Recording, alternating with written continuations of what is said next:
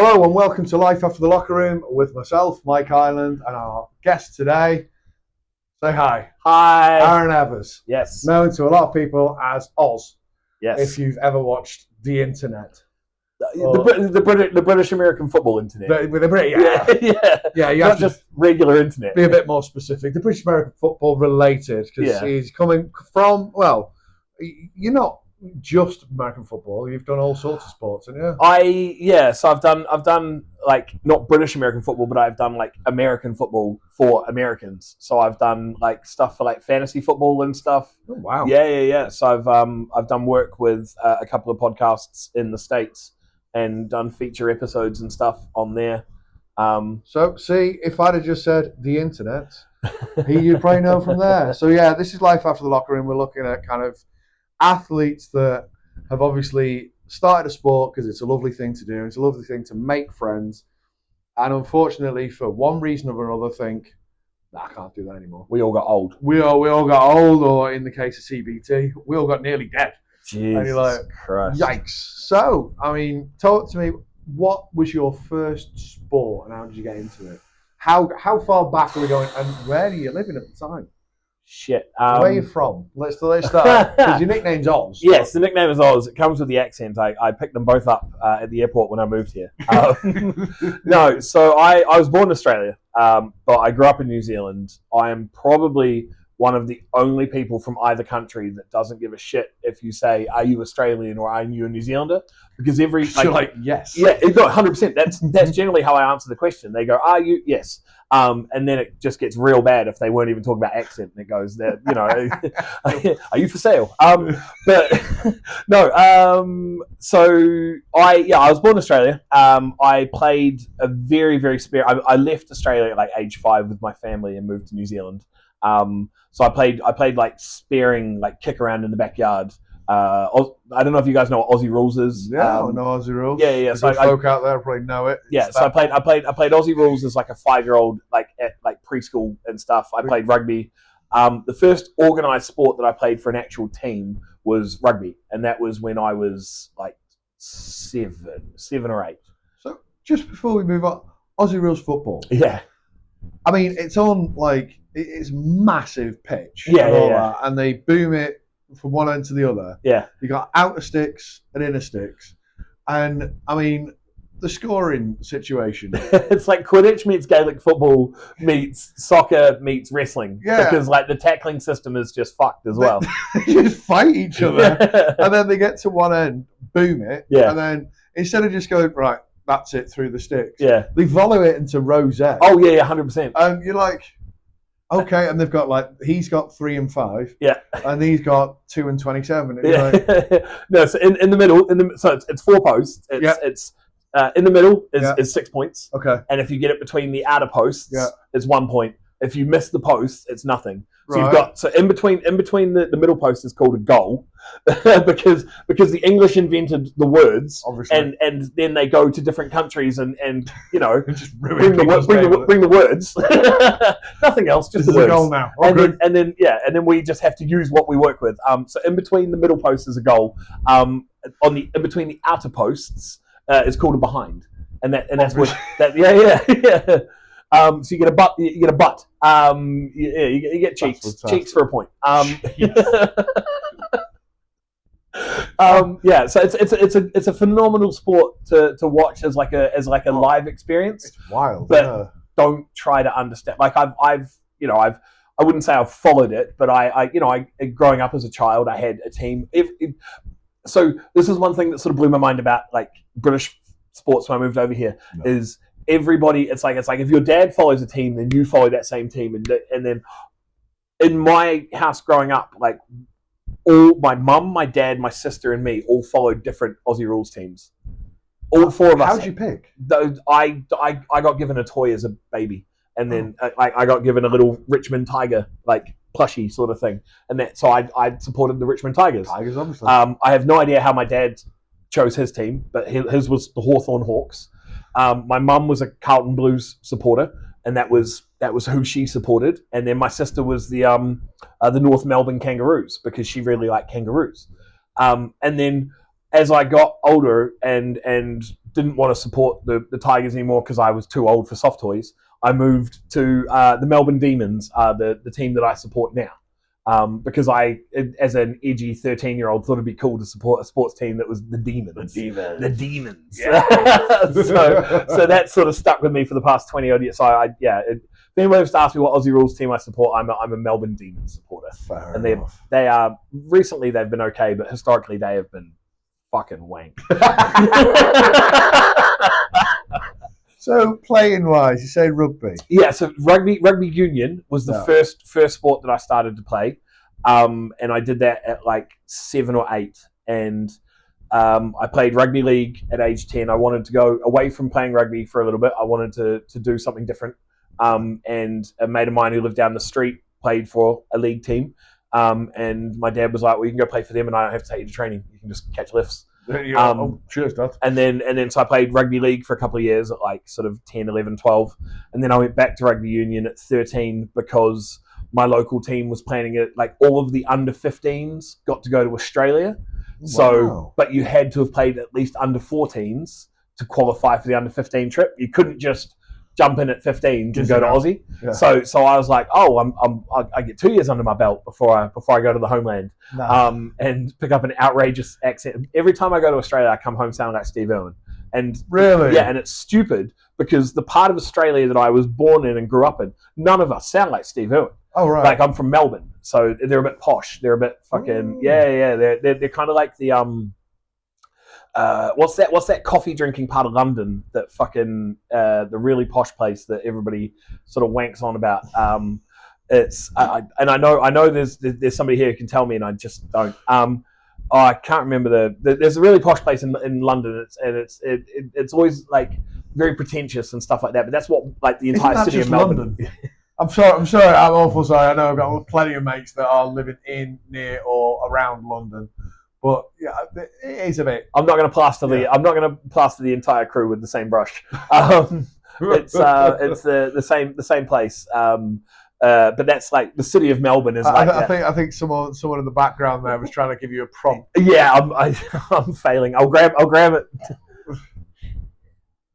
There we go, Shoreditch. That's the word I was looking for. The word I'm looking for is Shoreditch. Yeah, it's quite sort of posh and pretentious, and but that's like what Melbourne, the whole city, is. It's very sort of hipster. It's very like, but they have one of the softest Australian accents. So really?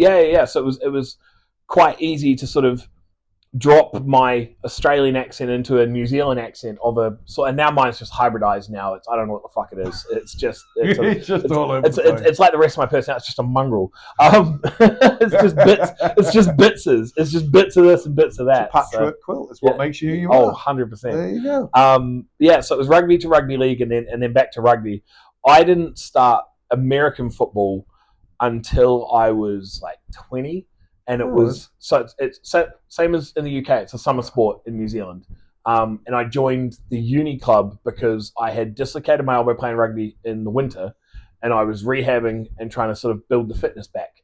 And I was walking across the courtyard at uni, and there was a dude there in like a helmet and pads at clubs day on like the beginning of the year, and he was like, "Aaron, come play football," and I was like, "What the fuck?"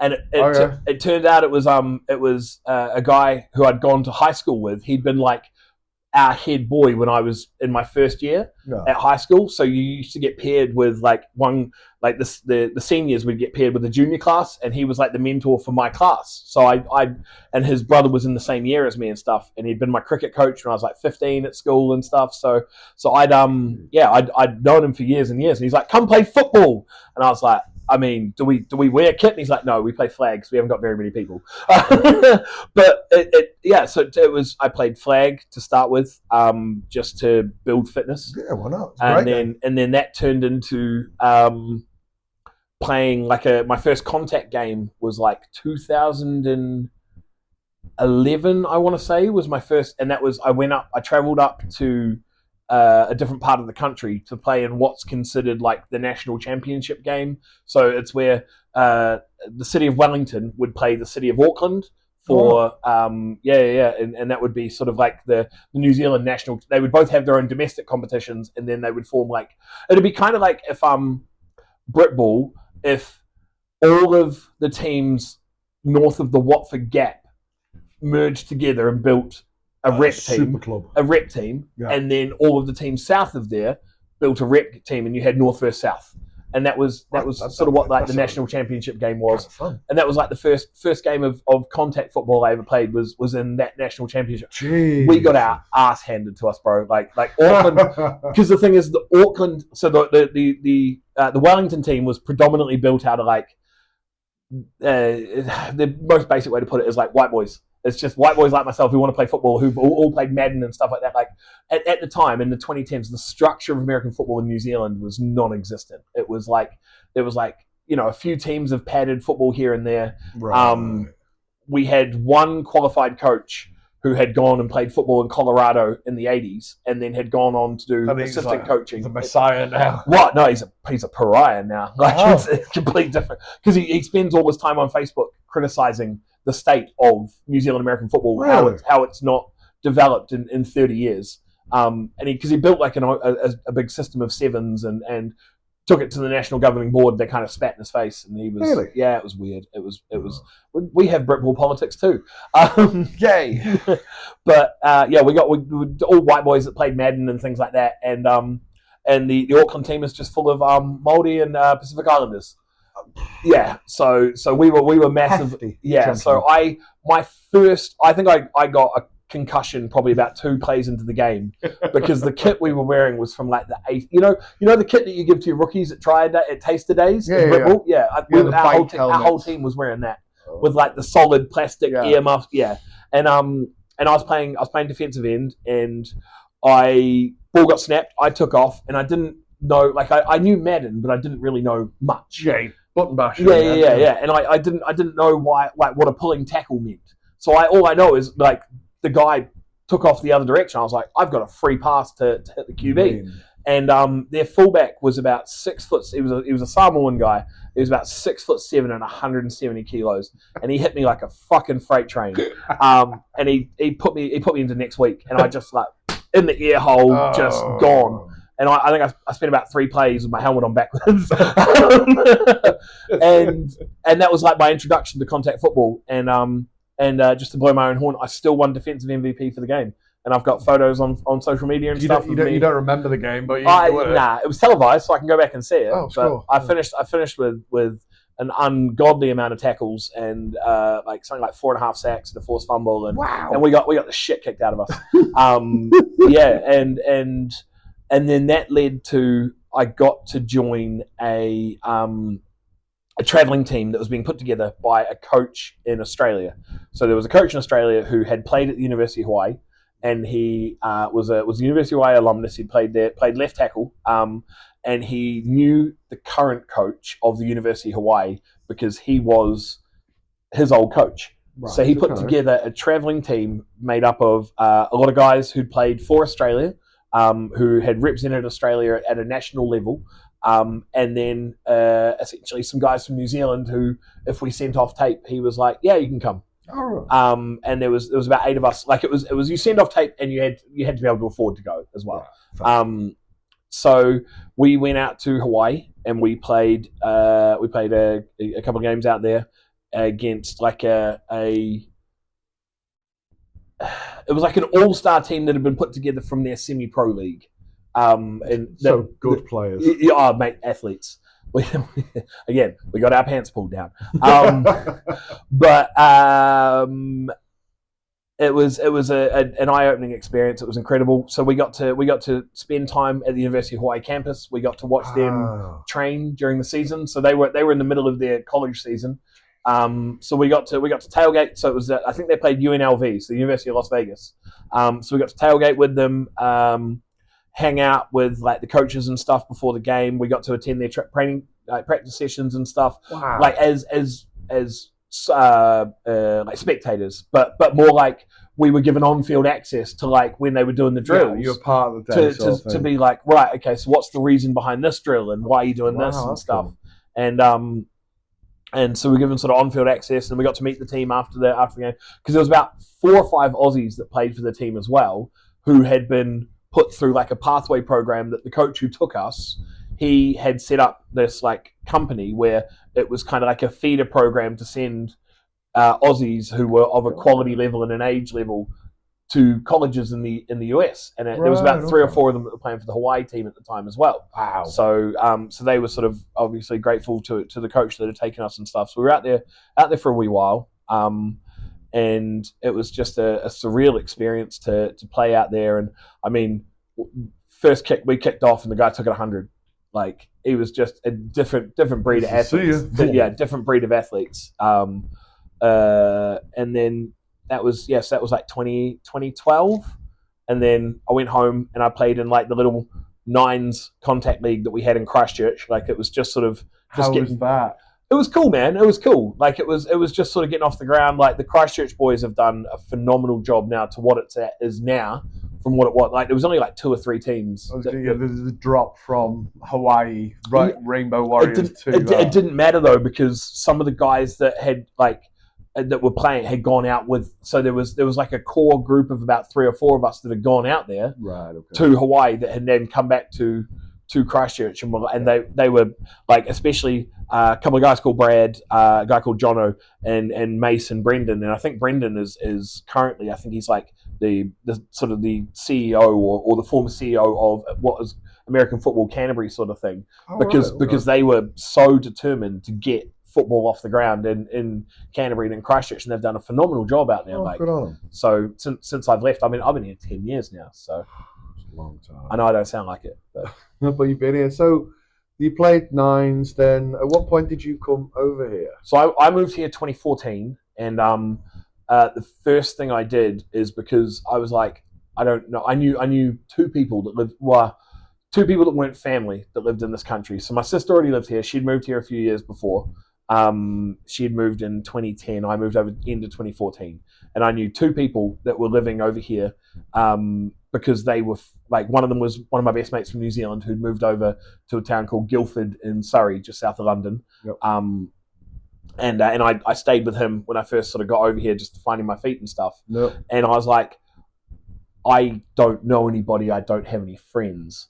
Time to make some friends. Yeah, so I spent sort of like the first. He's a cricket boy, so he played for Surrey county cricket and stuff. I think he made it as far as Surrey 2s, and maybe as a bench warmer for the Surrey 1s. I'm not sure. I don't. That's not official, but he played for Guildford Cricket Club. He played for their first 11 and stuff. So his circle was cricket. Yeah. And we'd played cricket back in New Zealand together. We'd played rugby back into New Zealand together.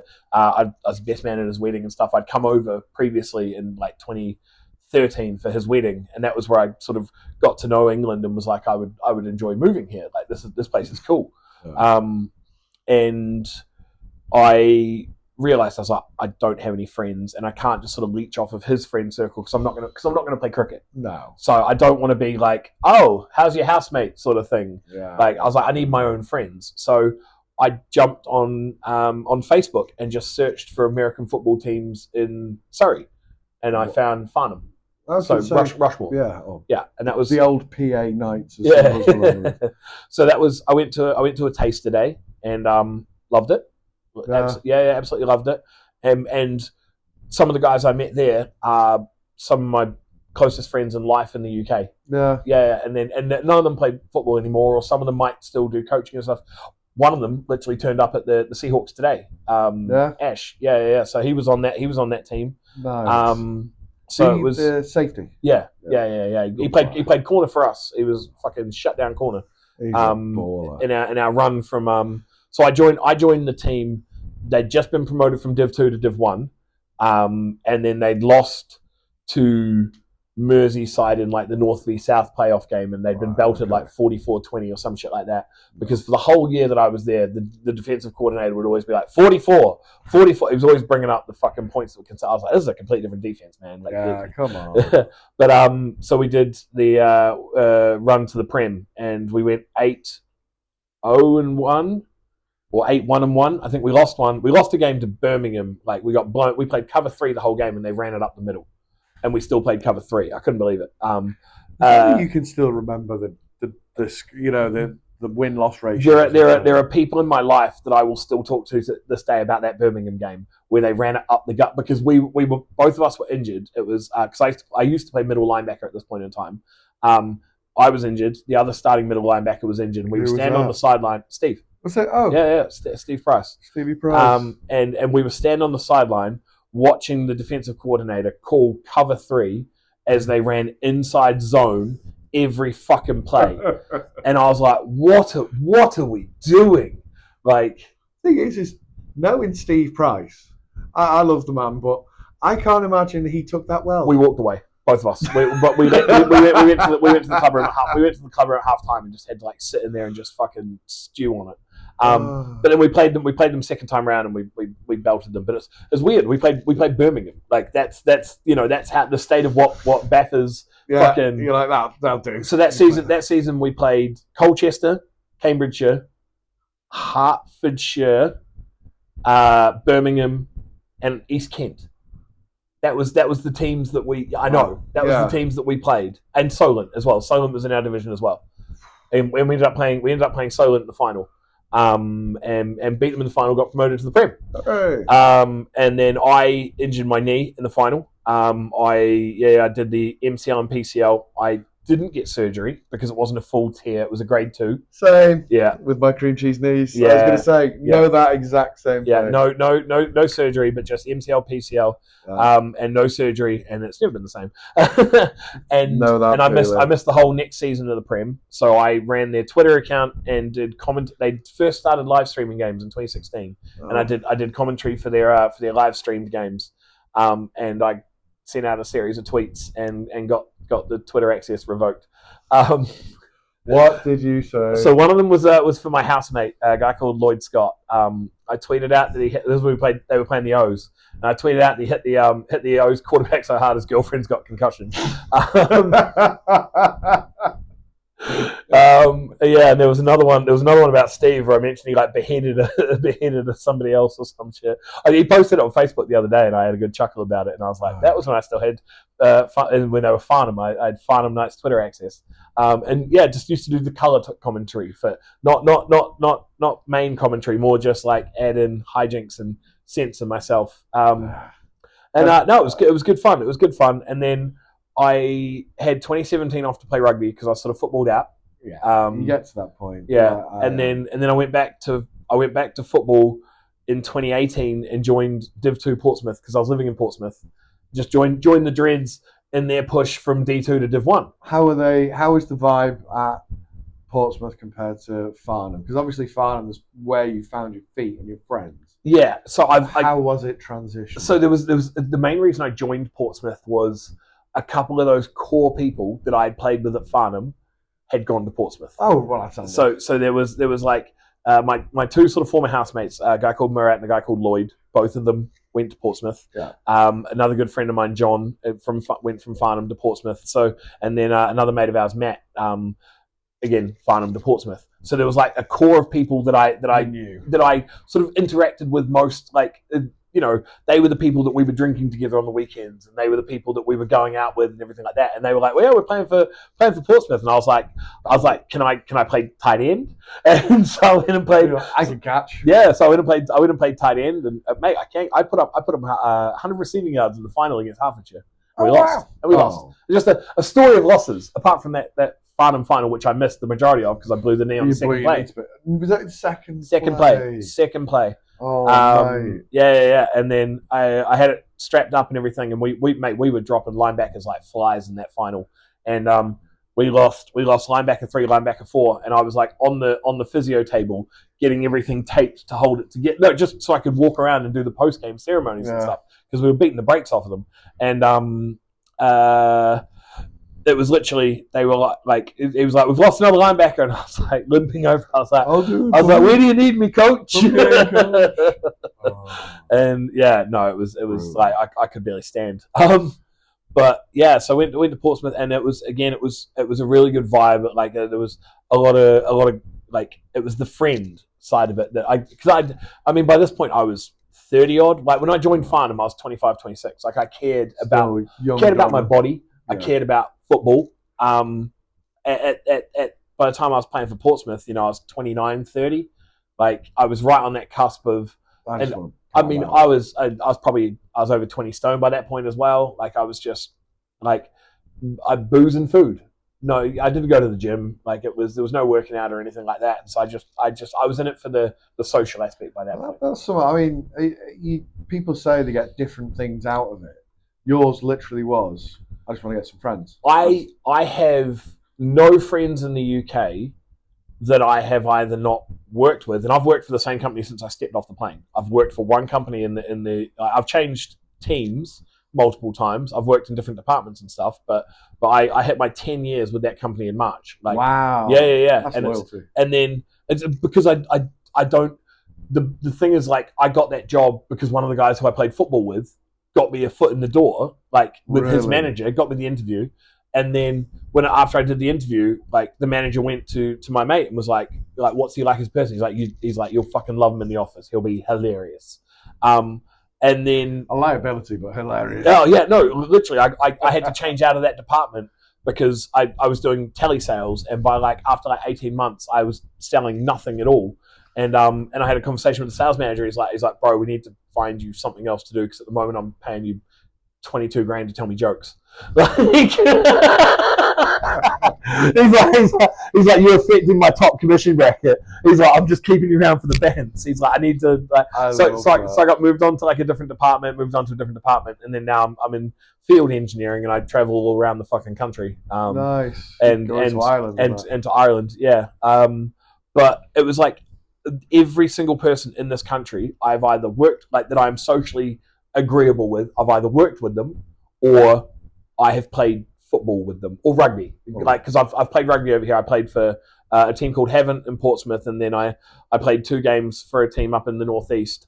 And then one game I blew my head open in the first game 20 minutes in, and ended up with 25 stitches. We were just in the pub just after, because today, I'm not going to lie, was training day for the Seahawks, She-Hawks, Masters, Nationals, everybody. And we were having a little pint afterwards, and Oz brought his phone out and went, and that's what it looked like. And it's like a watermelon that you've dropped on the pavement.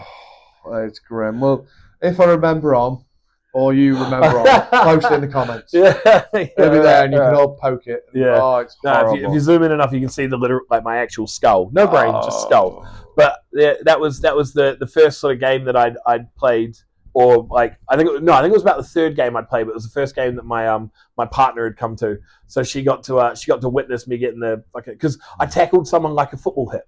I forgot I didn't have a helmet on. I led with my head, and I popped my head open. What was it? His knee or something? Knee. And he I completed the tackle, but he was fine. He got up from the ruck and went on his way. And then I did not get up from the ruck, and I just apparently was just a sea of red. Very Vasquez area of the head. Vasquez. He's a little Vasquez man. And then I didn't play for sort of the majority of the rest of the season, and then I went back sort of near the end, just once the scar, my little Harry Potter scar, stopped hurting when Voldemort was around. It's just about there. Yeah. We're on HD, so you might be able to zoom in and see it. Yeah, but it was when Voldemort stopped being around and the pain went away. I bought a lovely little scrum cap and everything, and went back out, and then just fucking got a foot stuck in the mud and twisted the leg and felt the neck. I've terrible health nowadays, and my knees are, like you say, made of Swiss cheese, and you step wrong and you can dislocate a patella. I'm pretty sure my patella's slide. It goes where it wants. Yeah, it goes where it wants. I can have a shin cap. I can have and it just went sideways, and the knee sort of went blah, blah, blah, a little bit, and I had to get a mate of mine to come pick me up. His missus dropped him off to the rugby ground, and then he drove my car home with me in it. And then she followed, and yeah. So how long ago was that? That was 2023. So recent. Yeah. So that was when I was sort of trying to come back and just again make friends, because I've bounced around. Yeah. So I've bounced around. So I've when I was playing football, for both Farnham and Portsmouth, I was living in Portsmouth, and I lived in Portsmouth until 2018, and then I moved because of work. I moved up to the Leeds Bradford area. And then I didn't play sport the whole time I was in Leeds Bradford. I lived on my own.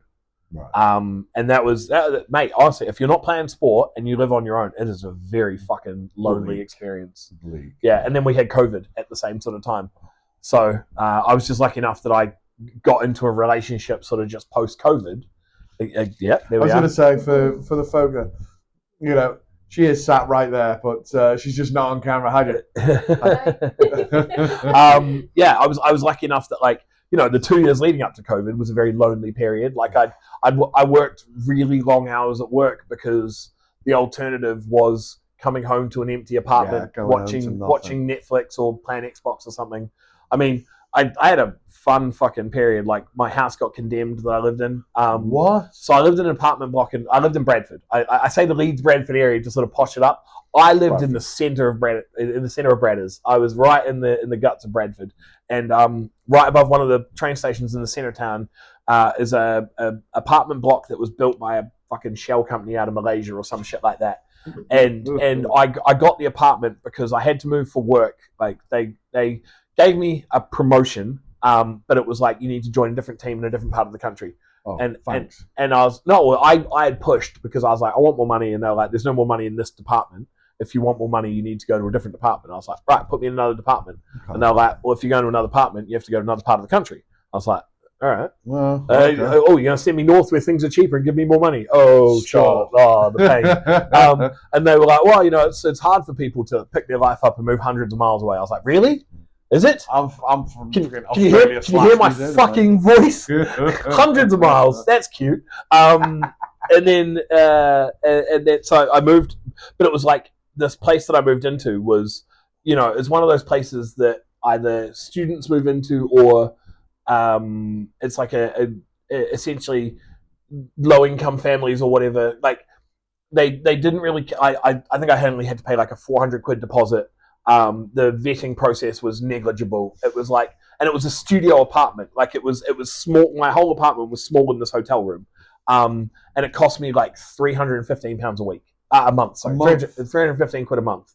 Right. And that was the thing. It was like, because I had to move my whole, so I had to like rent a van from Enterprise and move everything up and shit. So it was just the cost associated with that. I needed to do as cheap as possible. So I moved into this place because it was like the easiest way for me to get in quickly and cost and everything like that.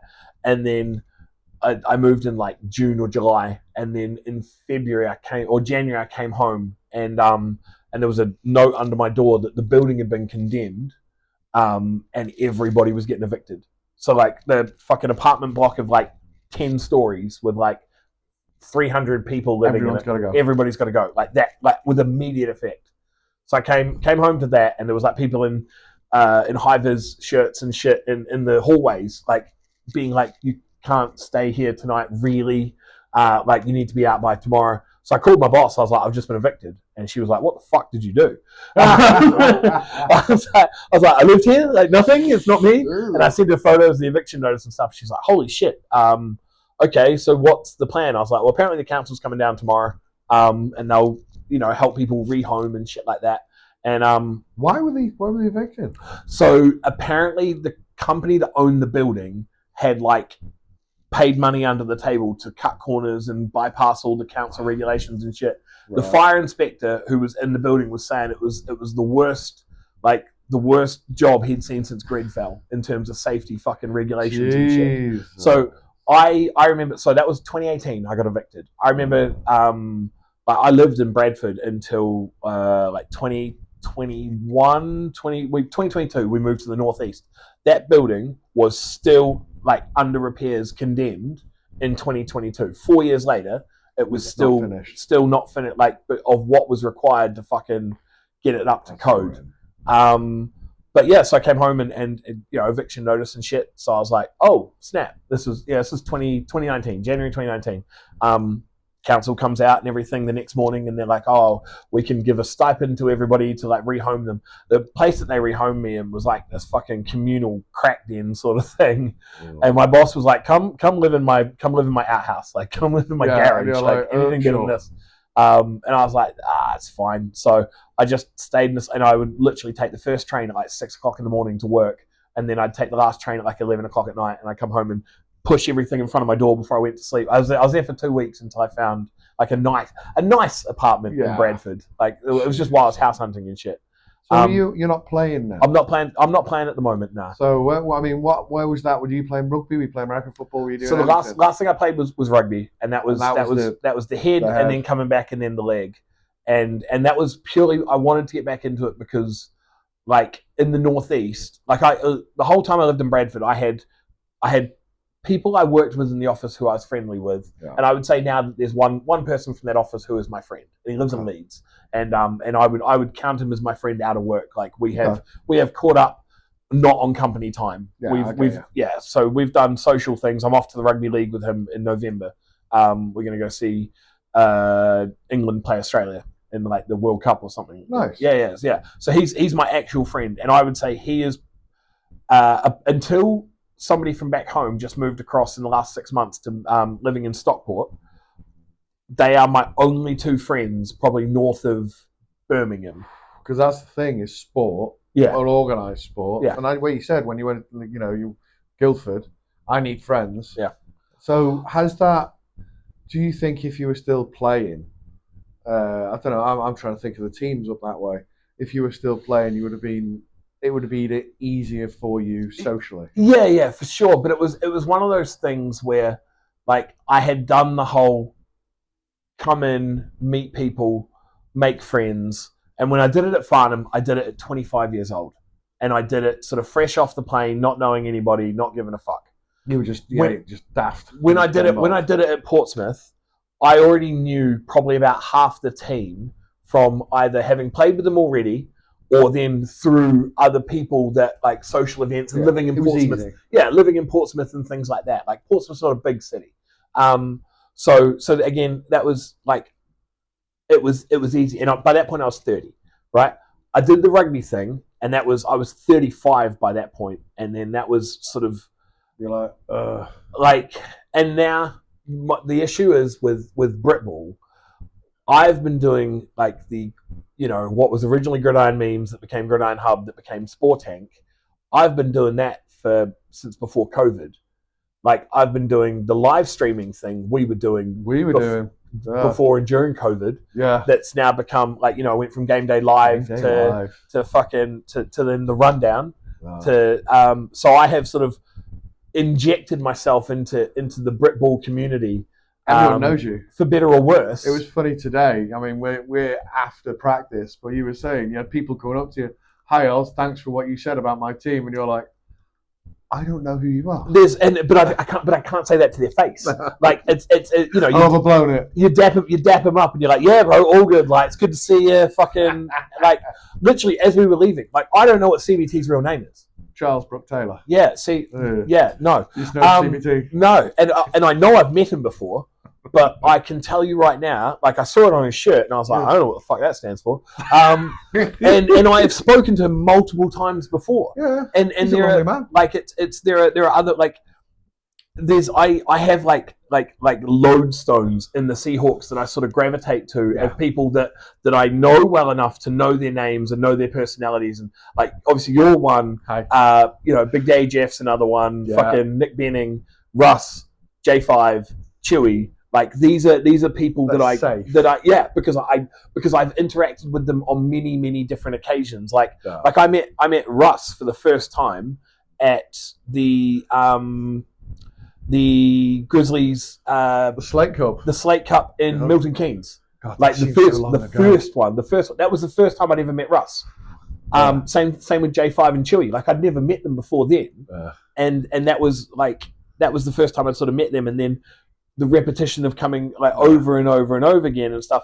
But there's so many people that will come up and be like, "Hey, Oz," and I'm like, "Hello," and I don't know who they are. And then obviously over the past 2 years, like especially the past 2 years, I have become sort of a very negative Nancy when it comes to talking about Britball. Not specifically about people, but about the setup, but also about teams. Like I am very vocal about if I think if I see it, and the thing is, it's all fucking hot takey, and it's all very sort of reactionary history sort of thing. It's like I look at a box score and I see you got spanked by 70. I'm gonna say you're wank. I have no idea whether you are a terrible team or not. You could have had a bad fucking really day. bad day. You could have had a bad day. You could have had, 3/4 of your starters weren't there because your whole team's been hit by an outbreak of polio. I don't know. First one in 60 years because nobody vaccines anymore. But it's I have no idea. All I've seen is you lost by 70, and then that Monday I've gone on and called you shit. It's created a very sort of, and I'm not complaining about it because I have made the choice to do that. Yeah. Like it is a suit of my own choosing to wear. But it means also that like I went and watched. So last year I went and watched Gateshead play. Just because they're the local team to me, I went and watched them play. I think it might have been Lincolnshire, and fucking someone snapped a photo. Like I was staying out of the way. I remember. I was out of the way, like in the forest almost, like looking like a fucking sexual predator watching a football game, just lurking in the background because I didn't want to talk to anybody. I just wanted to go watch football. Yeah. I wanted to watch people play football. And I was just sort of there on the sideline watching people. Like I was in a fucking work coat. I was in like my work, like, because it was a rainy day. And someone snapped a photo of me from across the field and like zoomed it in and was like, I found Oz. And it's like, yeah, because I went to watch some football. Like, and I'm at the point now where, like, the Seahawks are comfortable. Yeah. The Seahawks are safe, is a good way to put it. Yeah. And I would love to, every time I interact with somebody, to say, I'm sorry, or like, I do know you, or I don't know you, or I have forgotten you. Because at this day and age, with the age that we are, and the amount of fucking head injuries every single one of us has taken, we do not remember 3/4 of the people we meet. That's true. Yeah, and it's like it's because the Seahawk attracts like-minded people in terms of positive human beings, which is, I'm surprised I'm still here. But it's I know the real you. That's the difference. Yeah. I have a reputation uphold, bro. But it's like it's I don't want to go to. Because I could go to Gateshead are close. I was going to say, could you still play if you wanted to? If I did some things to sort of like health things. Okay. Like I am overweight. I am a large human being. I could still play Div 2, but I would have to probably go see a physio first to figure out the safest strapping for both legs to make sure that the fucking knees are going to stay where they're supposed to. And I'd probably want to shift probably 5 to 10 kilos just to be comfortable moving around the field. Like I could move comfortably. I mean, that first season at Farnham, I was playing middle linebacker at I think I was about 123, so I was about 275. No. And it was scaring people that I had sideline to sideline coverage at 275. Nice. Because I had always been, so for rugby, like I'd moved from the backs to the forwards by the time I was about 17. And I think at one point in time when I was trying for rugby, so I played like age grade, like the equivalent of like county. So all through like under 13s, 14s, 15s. When I made under 16s, like I was the only person from a club team to make the under 16 Canterbury team. Everybody else played for like first 15 for the school. Oh, wow. But my school was a public school that didn't have a first 15, so we weren't competing. So I was the only club player in the team. Everybody else played for school. And it was just the fact that I was 16 and I was playing seniors. And I was like, you know what, I'm fucking good at this rugby thing. You kept me fitness from that. And that was like, it was I was deceptively quick for a dude at 275 going like with sideline to sideline coverage. It was the only reason I played middle linebacker. And I remember they ran like a screen out to the flats to the slot receiver, and I fucking I ran the guy down like in about sort of 4 or 5 seconds as he was going wide, and he was like, "Where the fuck did you come from?" Like a guy who used to play for Solent, a guy called Josh Amos, played for the Blitz, and the Warriors went out and played in Europe. Oh. Fucking like rapid human being. Like when we played Solent, like I was probably about half a step off of him on a kick return where he took it to the house. Wow. And that was like, because I had actual speed at 275. Wow. I still retained that at 310. like now, I would say I'm probably about 330, and I can move sideline to sideline, but I'm not running like guys are running 40s and stuff today. I'm running a 4.8 or 4.9. I'm not running anything impressive.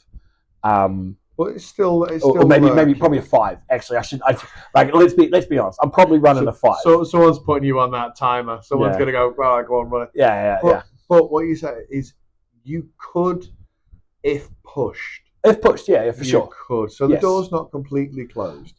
It's not, and there's much to my lovely partner's chagrin. I still have my pair of pads in my house. I haven't sold them. I tried to sell them. I put them on the British American Football Facebook page sort of thing, and it had no buyers and stuff. And I was like, well, but if I sell them, I can't wear them.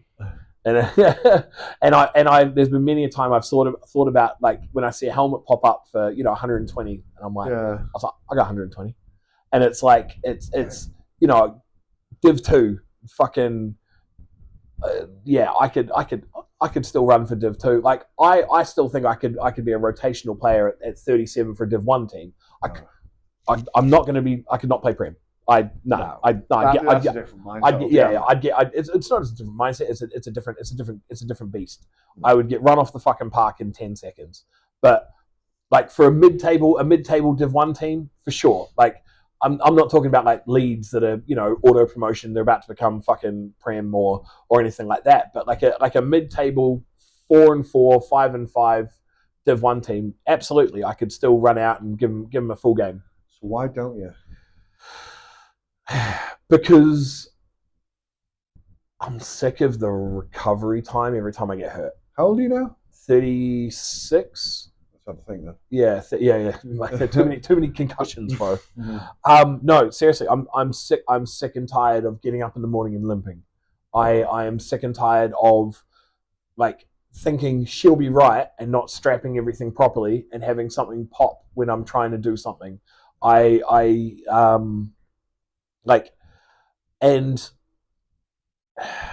I've got such a fucking shit lifestyle in like for work and like life in terms of the fact that, especially this past since like April, I have been on average every second week I've been away from home for the entire week. Like I'm leaving at sort of 3 o'clock in the morning on a Monday, getting home at 11 o'clock on a Friday night. And that entire time that I'm away for that week, I'm eating shit on paid for by work. So I'm going to a KFC. I'm going to a Nando's. I'm going to a Chinese. Or a home cooked meal. I'm not taking care of myself. So like I'm not, and I'm getting home at 10 o'clock at night, and then I'm watching baseball until 3 o'clock in the morning, and then I'm getting up at 8. So I'm not getting a full night's sleep. I'm not taking care of myself is the best way to put it. And it is a disservice to the people that I would want to step on the field with. That, some of those guys, like, you get those aging vets that are still taking care of their body. They're doing it for the fucking love of the game. I don't have the love of the game anymore. I don't have the love of the game. If I was to do it, I would want to do it because I want friends. That's the thing, is the big question. Do you miss it? Absolutely. Do you miss your friends? Oh, for Making sure. New friends. Yeah, for sure. Like it's weird though, because I'm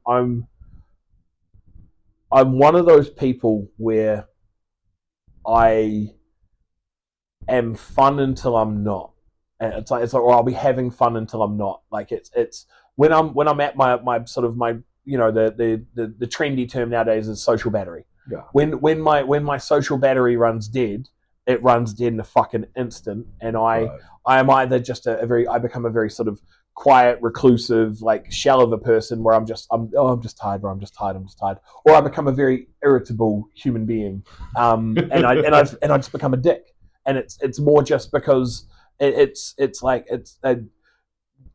just done with people at that point in time, and I'm like I don't want to fucking see anybody. I want to go home. No. But it's like if you're on a road trip coming back from an away game and it's 8 o'clock and you've done your socialness and you're like, I can't deal with people anymore. You put your headphones on and everybody does their own thing on a trip back on an away game. But there will be times when it will be like, we fucking won, so let's have a beer or let's have a sing or let's do this, let's do that. And I'm like, just get the fuck out of my life. Um, And it's awkward to convey that because you're like, yeah, I want to be your friend later, yeah. but not right now. I love you guys. Like you're my people. But I don't want people in my near environ at the moment. And it's like, you know, an event like today where we've just been so full on from sort of 11:30, 12 o'clock, and it's been 170 fucking degrees, and like I haven't even been a smidge to anywhere close to what you've had to deal with today, and it's just. I'm now at the point I've got a 5-hour car drive after this, and I'm like, oh, I can't wait. I can't wait to fucking put a podcast on, put an audio book. Air conditioning. Yeah. Mate, I love audiobooks. Audiobooks are what that's what gets me through. I'm driving 1,000 miles a week sometimes, like 1,200 miles a week. Because I gotta go Newcastle all the way down to Holyhead in North Wales, take the ferry across to Dublin, and then from Dublin I might be down to Cork, I might be down to Killarney, I might be across to Galway. Like, yeah, and that's Evan from the Seahawks. I get to catch up with him when I come into port in Dublin. He's always around. He's like, we'll get a pint. How are you doing? And he is such a lovely human being. He's like, fantastic. Like I met him for the first time in Leicester at the Masters versus Nationals. Yeah, I'd never properly spoken to him, met him or anything. And I remember it was just having a joke with him on the sideline. And again, same sort of thing with Brad. Like, and those are the guys, because they're not injected into Britball, because they're internationals. Yeah. Like I have is it pronounced Levi or Levy? Well, Levy. Yeah. So I've never met him in person, but I feel like I know him really well, but I don't know if he even knows I exist. I'm sure because like, but it's like with Evan and Brad, like I had conversations with them and stuff, but I because I've never been to any of the touring events or anything like that. Like I haven't had those yet. Yeah, Berno. But I haven't had those experiences and stuff. So I've always had a very sort of, it's been a weird relationship with the Seahawks sort of thing because I'm in the chats and stuff and I do sort of comment and things like that. And then I turn up at the local events and then it's like, but he doesn't play. But he doesn't coach. He just walks around with water. What is happening? That's the thing is I just like who's vouched for him? Me. Yeah. Fine. Yeah. Carry on. It's fine. Yeah. And each and every time I'm like, are you coming out for this or are you come for this? I can't, mate. I've got work. I've got this. I've got that. Life. Like, so Berno, you might actually pop your cherry. So Berno's going to be difficult purely because the other one's got no annual leave. Right. I've got annual leave. Well, could you? And I mean, it's just we're just talking hypotheticals, and we're doing this live. I'm awful sorry. Live on camera on a fucking interview. Is the potential you could fly out because we've got teachers. Joey Thompson's flying out Friday night. Yeah. And going home Saturday night or Sunday morning. Yeah. Could that work? I mean, there's so many different possibilities for yes, it could work, but it's like, would we want so? Never been to the Czech Republic. Never been to. Nice beer from what I've been told. So I did a Eurail. I got a Eurail trip paid for me by football friends for my birthday. Football friends. Yeah. Football friends are the best fucking friends in the world. We're weird, aren't we? It's great. Like, no, you got I don't want to just restrict that. Like the sporting community. Like no matter what sport it is that you play, whether you play, Nancy football, or whether you play, our football, or whether you play fucking psychotic Aussie rules, or Gaelic football, or cricket, or rugby, or whatever it is that you play. But like that team spirit, that community is like nothing else that you will find in the world, because you're all there because you all love the same thing. You have that same fucking passion. So yeah, friends, football friends, like in the world of the in-betweeners. But it's like they're fucking phenomenal. But so I've been to Vienna, I've been to Prague, I've been through Europe and stuff. This one hasn't, and I want to go experience that with her. So there's 100% a potentiality of like flying in, play the game, leave. Because then I'm not experiencing anything without the social battery solid. Well, that's the thing is it's like it's nice. Be nice for you because I've been kind of trying to drag you, kicking. And I wish into I it. wish I'd fucking done Belfast, and Montpellier was the big one because we were in Nationals we were Masters. we were in Italy when Montpellier happened, and I remember talking to you about it, and you were like, just hire a car and just drive around afterwards. Yeah. Because we were in Italy like the week before so we would have just had to extend our stay and drive around. And so that was, and I remember sort of pitching Montpellier to her and showing her all the lovely things about Montpellier. So that was that one in Belfast are the two that I truly regret not having done. I kind of regret Scotland purely because it was being in Newcastle. Yeah. Like I probably could have shifted some stuff around and made that one. But hearing about the quagmire, I think I have such a terrible history of getting stuck in the mud and getting knee and ankle injuries. I remember playing that one, and genuinely, it made me want to fully retire because I'm pretty much without giving too much. I'm pretty much retired from domestic football myself. I mean, you've been saying that for years though, so it's fine. That's true. But I remember playing in it, and I was coming up against, I think it was Paul Paulson. You try and find a little bit of traction for your stance, and I remember he would fire out of his stance, I'd try and fire out of mine, and we both go, and that was it, and we just stopped because neither my feet were going, and his feet were going. And we're just like, should we just not? Because this is a waste of time. The only people that got any traction were out, like the receivers that weren't in that middle strip that could run. Yeah. And so Bud McFerrin, I've name dropped him about 3 or 4 times over the series.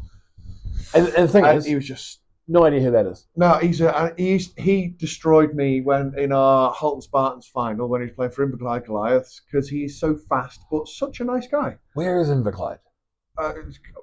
Scotland. Because I got corrected by Russ today because I thought Inverclyde was in like near Clyde Valley because I was like Clyde. Yes. And then Russ was like, no. He's like, it's up near Inverness. That's what the Inver is. I was like, oh. See, the problem is there's probably people that might listen to this that get the screaming at their screen, either the kind of the TV or laptop or phone, going, of course it's there. That's where it is. You geographical. You know what? I'll text you. I gotta go. So I'm back home this week coming, and then after that I've got 3 weeks in Ireland, and then I've got a week in the Scottish Highlands. So I'll let you know. Tell me in the Scottish Highlands. Film it because you might get there before this goes live. Yeah. Or we can just dub it in. Yeah, we'll just get it in. It'll be fine. But so, and this is just a hypothetical. So you come out to Brno. You terrify me right now. Yeah, go. You come out to Brno. You have a good time. Yeah. You're in with all your Sea Hawk mates. Yeah. And it reminds you so much of your early days at farm. You have all your pals there. You go home. And what would stop you opening your phone and going, Gateshead, tryout day? Joe, you don't mind if I have a little the amount of what would stop you? The amount of shit talk that I have talked about Gateshead online.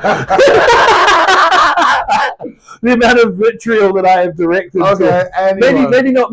I don't think. I mean, they worry me. They're on a very fast train south. But anyway, so domestic football.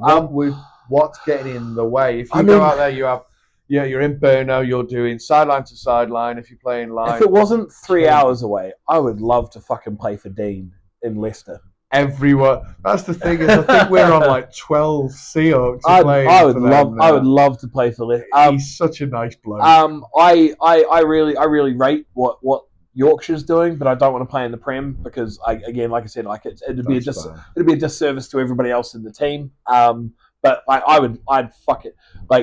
would love to play with Johnny or J5. Like just to fucking wreck a human being. But it's a weird statement. Pause. I would love to do some damage on an American football field. With those two. Got you. I see where you went with that. Yeah. They would be that would be phenomenal. So the door isn't closed. It's not. No, the door is closed. It's not locked. And there's no like door handle. It's like one of those ones that just flaps in the wind. And you're like, yeah. The door could be opened, but it would require some. And there is always the constant pull because so the missus has done a much better job than I, and I don't know if it's an age thing. I don't know whether it's a personality thing, but she has done a much better job than I of like assimilating herself into the community in a way where she's got so she does karate. So she's got her karate group, she's got groups of friends, like, and then when she feels like she's not at a point where she has like enough friends, she will find another social activity to do, and she'll make more friends. And I'm like, she'll be like, "Oh, what are you doing this weekend?" She's like, "I was thinking about going to do this with the X person," and I was like, I was just gonna fucking play Xbox, sit in my pants and play Xbox." But it's like, it's a weird thing that like, so some of my sort of, I have got some really good friends and stuff, but like some of them I play Xbox with, like it's that's a, you know, I was massively into online gaming in like 2009 to 2011 sort of thing, like back in New Zealand. Like I did competitive Halo playing at one point in time. Really? Yeah, fucking, like I tried to climb like leaderboards and stuff. Like I had friends that were fucking incredible. Really? Yeah, at one point in time there was an unofficial Halo charts that one of the guys who I had lived with at one point in time was like number 1 in New Zealand at Halo 3. like the flat that I lived in had, like, on the unofficial Halo 3 chart, had like fucking like 4 people in the same house that I lived in Christchurch, inside like the top 20. It was fucking insane. And that was because we would spend our weekends, we would get together at the flat and we would set up the TVs and we'd go online and we would run squad battles and shit like that. That was our weekends. We'd get the beers in and we'd fucking, and then we moved off of Halo 3 onto Call of Duty Modern Warfare 2, and then it was literally just we were racing to get nukes on Modern Warfare 2. Like it was, and then if someone got a nuke, then everybody else had to neck a beer, and then it was harder to get nukes because you get shit faced. But again, I mean, it's we turned video gaming into a community, and that's it. It's a sport. It's an e-sport. Yeah, that's the thing. It's another community that you're a part of. So, I mean, the big question, I mean, you're obviously a Seahawk and you're part of that. Do you ever get lonely? Absolutely. So like so many times. Like there are times when I would fucking love to be getting up on a Sunday and throwing my kit back together and going out and knowing that I'm going to go, you know, spend a day with people who, like-minded people who I like. That's why I drove 5 hours. We left at 6:30 this morning, and we're now going to drive 5 hours home. And that's the thing. After this, it's like, I was going to say, you're having a nap on the way. Yeah, we're recording. It's like what, like probably nearly 8. I'm guessing. Yeah, it's 7:45. Yeah, 7:45. So we got 5-hour drive home. And in the heat as well. Yeah, and I was speaking to you. I thought we were going to be doing this stuff before the training. So I said to you, I was like, I'll meet you at 8:30. You were going to leave at 2:30. We were going to leave at 2:30. And I said, yeah, CBT's bag's that one. Yeah. So we'll do it afterwards, and you think, thank God I can have a lie-in. Yeah, I lie in till what time did the alarm go off? 5:45 today, something like that. Like on a Saturday. But this is the thing, because like, I was people. Yeah, 100%. Because I like, if you were to interview my partner, she would tell you the whole drive down, even though we were fucking up at some ungodly hour, I was in the car singing, bouncing, fucking amped, because I was like, I get to see Russ, I get to see J5, I get to see Mike, I get to see Chewy, I get to go see football friends. Like, and it's literally, I'm fucking, doesn't matter what the song is, I'm losing my voice to it. I'm belting out the lyrics from fucking K-pop to heavy metal to like everything in between, because I am so excited to go see football friends and have friends again. And like this will be the social interaction that I will do for, like, that's not in like a group chat or you know, talking to somebody on Discord or talking to somebody in like a video game chat. This will be the social interaction that I do. until if I possibly decide to come down to Leicester. Or if it's not Leicester, it'll be till Brno, if I come to Brno. That will be the extent of my social interaction with people that I don't work with or I don't have. Like that will be I might end up at like something with the missus where we go out as a couple because one of her friends wants to see her, but also wants to see her boyfriend at the same time. So she's like, "We're going to do this. Will you guys come?" Mate, I'm. The thing is as you know how busy I am with all this sort of stuff. I feel you, and I know how weird it is because I obviously stopped going to Vanguard. I've had, that my finger went a little bit wonky, and I'm falling apart myself. And I feel it, and it is bleak. Yeah. Because George says, "Right, I'm off to go and do rugby and all that," and I'm like, "Oh," because bye. I love you to death, but bye. So, and that's the thing is, there is a different feeling to a personal interaction to a WhatsApp chat, to a Discord chat, to to listening to speaking to people. It's totally different. And that's what I just forgot. Like one of the interactions that I will have, I go to Ireland in a week. I will see Evan in a week, and no matter what time my ferry gets in, whether it's fucking in the morning or whether it's in the afternoon or whatever, like he will be like, "I've shifted my day round. Let's go for a Guinness. Tell me about your day," or tell me about whatever, and we will just shoot the shit. And this is a man that I've met with 5 times now, that I met at a fucking stand on a sideline, didn't understand a word coming out of his fucking mouth, and then it was literally like I don't even know if it was like a cry for help, but it was like that was the only reason I sort of posted in, because I knew we had Irish people in the Masters chat, and I sort of just threw something out there of like, what's the best place to fucking go in Ireland, hoping someone would be like, "Oh, I'm here. Come here. Come here, and I'll fucking." And when Evan did that, I was like, and that's why I keep fucking like jokingly harassing Jamie, being like, "Come sit," because I got like I met him at the Leicester thing and spoke to him and stuff, and I still don't think he knows my name, or he might do now because of the WhatsApp interactions. Yeah. But I would say coming away from Leicester, he probably didn't know my name because I didn't actually introduce myself to him. I just spoke to him like we knew each other. I just spoke to him like we knew each other. But because I'd lurked into that Masters chat because you'd added me a year ago or something. Oh, forever. And I probably lurked in there for about 6 months before I fucking said anything. Yeah. And it was just sort of like a chuck it in there and be like we have people in Ireland. Somebody say something, and then when Evan was like, "We'll go for a pint," I was like, "You fucking hero." Does it get? I mean, I know my answer to this. Does it get harder to make friends when you're older? Absolutely, 100%. Because we are less flexible as human beings as we get older. Because our tolerance for things that we would let slide as younger people, like, just doesn't exist anymore. Like the tolerance for bullshit or the tolerance for even sort of like quirks, like quirkiness. Like when you're younger, quirkiness is funny.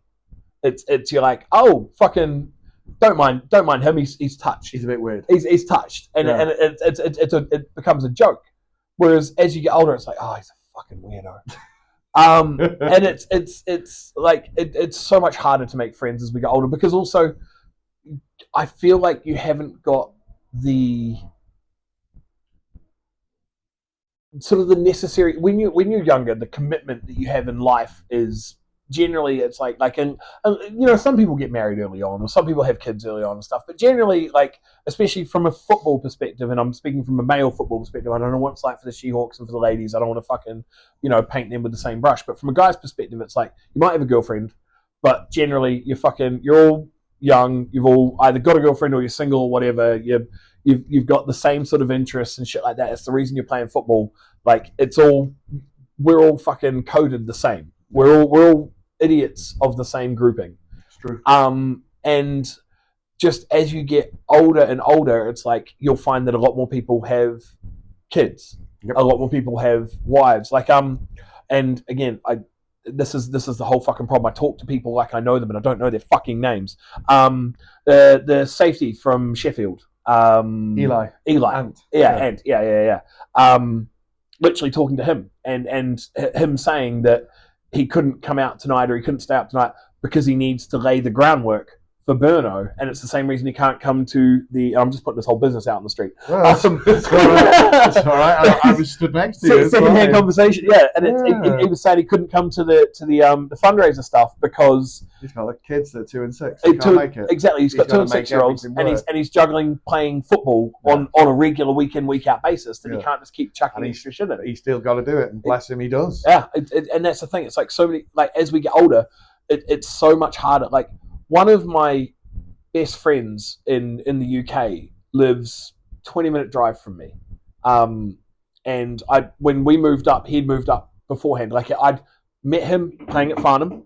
We'd played at Portsmouth together. I lived with him in Portsmouth for years, and then I moved to Leeds first, and then he met a girl from Durham, and he moved up to Durham when I was living in Leeds, and then Joe and I sort of followed them up we came up for their engagement, and we're like, oh, the Northeast is fucking beautiful. We'll move up here.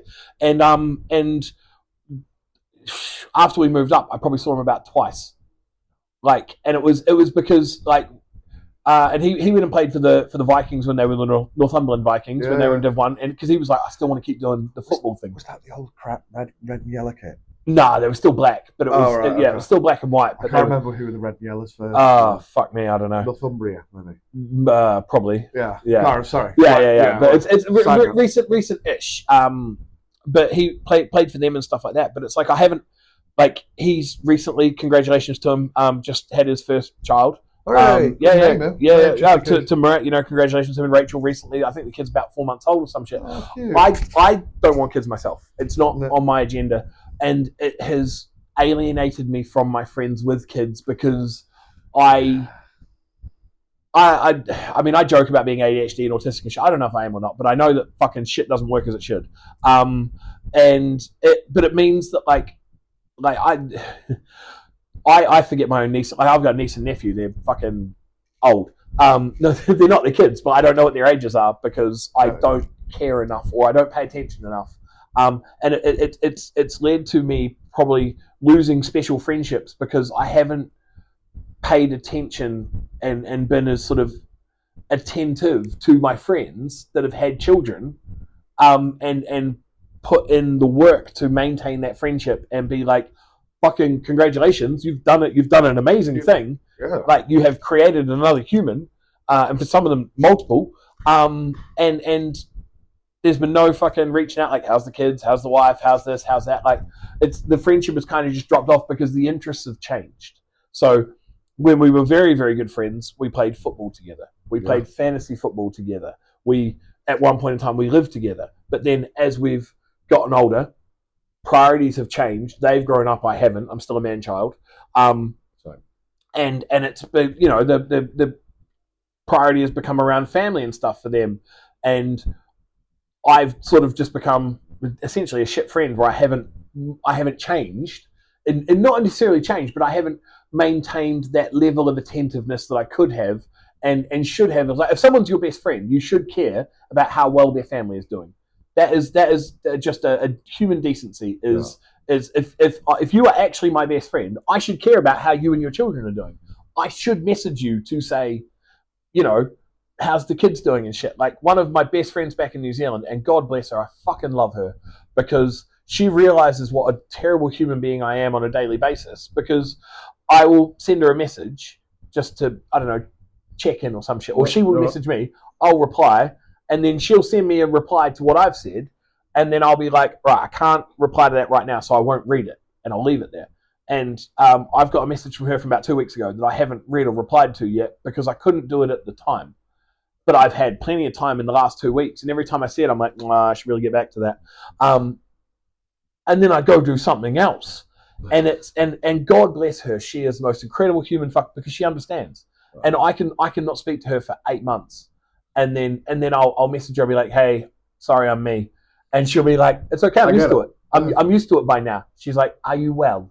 Are you good? Are you this and that? There's a little bit of back and forth. Yeah. And then I'll be like, how are you doing? And she'll be like, I don't know, fucking my dog died or some shit. And then I'll be like, oh, I can't deal with that right now. And then the cycle starts again. But God love her, she understands that I'm just and I think I've become kind of self-aware in this fact that I am not as good of a friend as people are to me. Like I struggle to reciprocate being a very good friend to people, and I think that sometimes makes me go, "Well, I just can't be fucked to them." Is that why sports was easy for you? Oh, Because easy. Yeah. you turn up of a Saturday or a Sunday, Mm. you do your thing, and you've checked in on everyone. Yeah, you're right, and it's easy. Yeah, 100%. Is that 100%, and it's that's why you miss it? Yeah, for sure. And it was because, and it was like, it from sports side of things. Like, I don't need to ask about how you're doing in your personal life. I just need to ask, like, how are you doing with your fucking matchup? Yeah. Like on a football side of beating things. him? Yeah, on a football side of things. Like, if I'm best mates with my fucking nose tackle and I'm playing end, like, are you struggling with the guard? Or if I'm playing fucking tight end and I'm best mates with the quarterback, like, are you getting your ass put on? Do we need max protect? Like, it's if I do my job, That's good enough. Then we are fucking phenomenal. So, you say you're not diagnosed with anything. You're not. Have you looked into it? Oh, absolutely. In the way that everybody else has looked into it by watching fucking YouTube videos and Facebook shorts, and everything goes. If you've got ADHD, your brain does this. Me and the missus send them to each other on a fucking regular basis. That'll be like, this is like my brain on ADHD, like, and be like, I do all of those 97 things. But you've never gone down like the counselor route. But my parents claimed I got tested when I was a kid, but I have no recollection of ever being tested. Like, so I don't know if they were bullshitting or not. But like, all of my school reports fucking screamed ADHD or autistic, because it was like every single one of them, so much potential, disruptive in class. So much potential, disruptive in class. Like, I got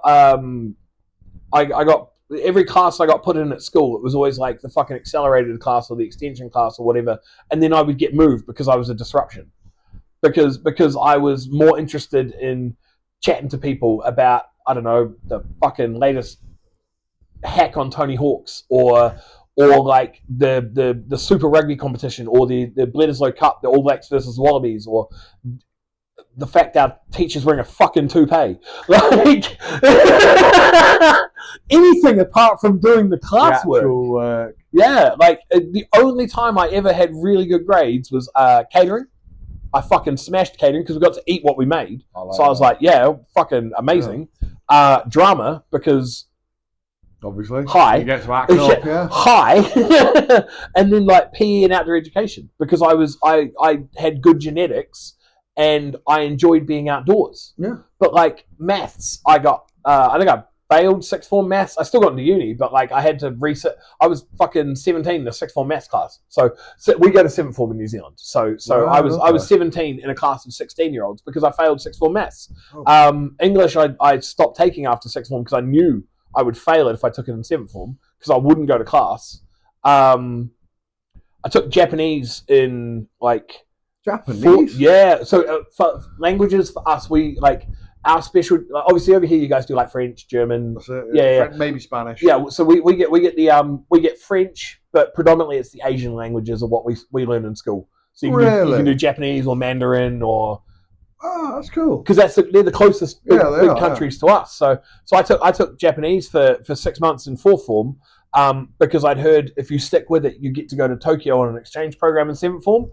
But then my parents were like, yeah, but we have to pay for you to go, and we're not paying for you to go. So I dropped it for catering the next term, because fucking eat the food. That's meant that now, like, me and the missus are consistently going, right, how do we get to Japan? And I fucking love Japanese culture and Japanese language, and this is how I know there's ADHD and autism, because we're supposed to be talking about friends, and I'm talking about how fucking much I love Japan. It's all right, but that's the thing, is it says more about your character, because you are going like this, and I'm thinking, I reckon we could probably get a tour in Japan. No drama. But I could 100% get you a game in New Zealand. It's just getting there. No, and because I was talking to TJ, asked me because I said, he's like, "You coming to Burno?" And I was like, the missus and I really want to go home because my mum's getting old and she's not getting any better, and I really want to go back to New Zealand, and I've promised the missus that we'll get married in New Zealand. That's where the wedding will be. And I really want to go to Japan, and that's like the big things we want to do in sort of the next fucking 5-10 years sort of thing. And I'd say 10 years, knowing that she's like, what do you mean fucking 10? And but I was talking to TJ about it, and I said, I was like, I don't know if I can do Burno because I'm trying to save for New Zealand, trying to save for Japan. And then he was like, what's the game like in New Zealand? He's like, oh, why don't we just do a tour there? I was like, I 100% could get a game in New Zealand, absolutely. But it's how are we going to tell every single Seahawk they've got £2,000 worth of fucking tickets to go to New Zealand?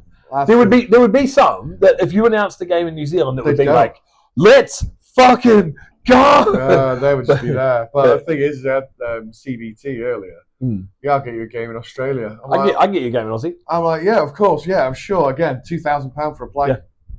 Just crazy. Yeah, but, no, if it ever reached the point that fucking HBO was funding the trips and stuff, I 100% could get you a game in Aussie and I could get you a game in New Zealand.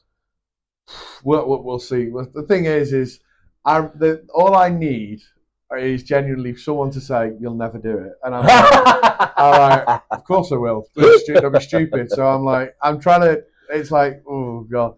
But it's kind of what's next for you on a sport level and on a personal level. You say you want to travel and all that. What's on a sport level? The door isn't. It's not closed, but it's not locked. It's not. Yeah, it's not. Would you still go back? Obviously, you need to make some changes to your helmet. Realistically, I would love to. What do you think the next few years looks like? So, I would. What are we looking at? What are we at? 2025. Yeah. By 2028, I would love to have that I've played in at least 3 tour games as a Seahawk. Yep. I would love sort of 3 little fucking pins or 3 little flag stickers for my helmet or something like that. That would be phenomenal. I would love to have run out for a full season at least once. Okay. In the last 3 years, like just to fucking prove myself wrong that I can't do it anymore. Like, I don't even know what position I would play. Like, I could never play O-line because, like, I'm the size for it now, but I never learned how. Like, I don't know how to, and it's, don't get me wrong, I get coaching exists, but I'm too fucking stubborn in the brain that I don't want to be learning how to be an O-line. I want to be a fullback, or I want to be a tight end. Like, make me a fat guy that gets the ball. Or if I can't get the ball, let me hit the man and take the ball off of him and get the ball. So I'd love to, like, just one more season, like one more, even purely just for the. Is it just to prove yourself wrong? Nah, I miss it, man. You just miss the people. Don't get me wrong. I don't enjoy the Brit Ball alignment, so I don't enjoy the fucking travel where every game is 2.5 hours away for you to run out. But I miss some of my favorite moments, like a fucking Sunday training, like is some of my. I remember a Wednesday training, and this is why, like, sort of why I've stayed aligned with Sportank and things like that for as long as I have. Because I love Steve Price, like as a human being, as one of my closest friends, who has offered me certain things in life that when we have had. So because I didn't have proper fucking credit, not being in like British, I couldn't get sign on. I needed a guarantor to get a fucking like a rental agreement at one point. And Steve was like, look, if your family won't do it, I will guarantor for you. Oh, what a guy. Like literally, he's like, I'll put my fucking, my financial, and I was like, look, I'll make all my payments. He's like, mate, I know you, it's fine. He's like, if you need a guarantor, I can do it. It just that sort of thing is who he is as a person. He didn't even ask. He was like, fucking sure. But it's like, I remember a Wednesday training session when we were at Farnham in 2015. And it was literally the offense couldn't do a fucking thing, and me and him, like, it was Ollie De Ruyter was playing QB, and he couldn't hit a fucking barn door that day, and every barn door that he hit, they had hands like feet, and they dropped everything, and it got to the point where, as a defense, like, the ball would get snapped and we'd stop moving, you just stand there, and they'd run the play and they'd drop it, and me and Steve were standing there as linebackers, fucking in the middle of the defense, just dancing the cha-cha, going hands like feet, cha cha cha, hands like feet. And they ran a play, they snapped it, and I said to him, I was like, before the play, I was like, should we do Snow Angels? And he's like, yeah. And they snapped it. Me and him dropped to the ground, did Snow Angels. They ran a fucking 5-yard dig over the middle, and the tight end dropped it cold between the two of us. We were lying on the ground doing Snow Angels. Like they didn't complete a single pass that whole training, and it was just things like that moment there. That I have a very vivid memory of a Sunday training of standing on the side watching them run the drills, and they used to have a guy who stood at the back of where the scrimmage would be, and he had a fucking GoPro up like a 20-foot pole, and that's how he'd film the scrimmage. And I remember standing on the sideline with Steve, and we were just being absolute dicks, just joking about everything. And the DC was like, look, fucking pull your heads in, like, we need to run some plays and shit. And he was like, stop talking, focus and shit. And then we were just like, nah, just being absolute wankers. And then and he's like, right. He's like, Oz, in.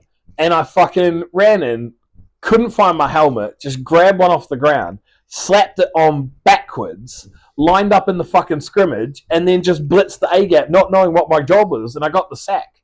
And it's on film, me running through the A-gap with my fucking helmet on backwards, trying to look out the bottom of my helmet like this. And it's just shit like that it's only people who have been at a clown scrimmage, that fuck around scrimmage, or it's the only the people that know that one person who's done that idiotic thing on the bus ride home, or they have, you were there for the fucking walk-off touchdown. Yeah. You were there for the strip sack fumble, or the safety that won you guys the game, or like some of the highest euphoric highs in my life have come from sports. And but some of the biggest fucking lows have come from sports injuries. And I think that is the thing that still terrifies me at this point, where I don't want any, like, mate, football hurts now. No kidding. Like waking up on a Monday morning and going to work, and your entire